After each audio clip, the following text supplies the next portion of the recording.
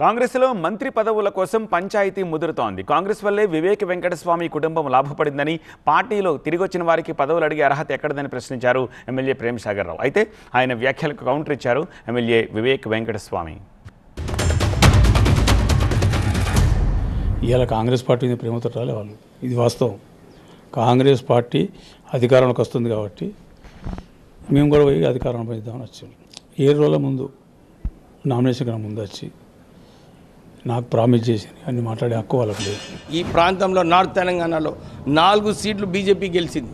కేవలం ఏకైక MP Congress party నుంచి గెలిచింది గడ్డం వంశీకృష్ణ.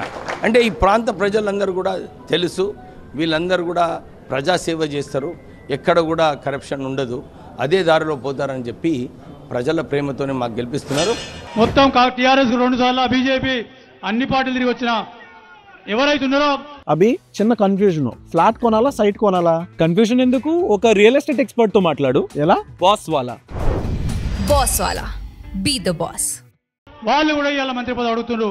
వాళ్ళు ఒక కుటుంబంలో 3 అయిపోయినాయి, ఇంకోటి చేస్తే జిల్లాను కాంగ్రెస్ పార్టీ వాళ్ళు దత్తత చేసి అమ్మజేయింది. అప్పుడు కానీ ఈ జిల్లా ఉమ్మడి జిల్లా అనేది తెలుస్తుంది మీకు.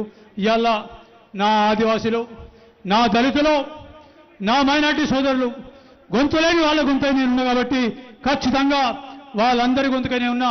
నా గొంతు కొడిస్తే వాళ్ళందరి గొంతులు పోతాయి కాబట్టి ఖచ్చితంగా వాళ్ళ కోసమన్నా దేనికైనా సిద్ధంగా ఉన్నా. అందరికీ తెలుసు, బీజేపీ పార్టీలో అందరికీ తెలుసు. ఆ రోజులలో అమిత్ షా గారు, నడ్డా గారు నన్ను పిలిచి నాకు మాట ఇచ్చారు, నేను డెఫినెట్లీ మీకు మినిస్టర్ త్వరలో చేస్తాను. కానీ నాకు అప్పుడు ఒక్కటే ఒక లక్ష్యం ఉండింది, కేసీఆర్ని గద్దె దించాలని ఉండే.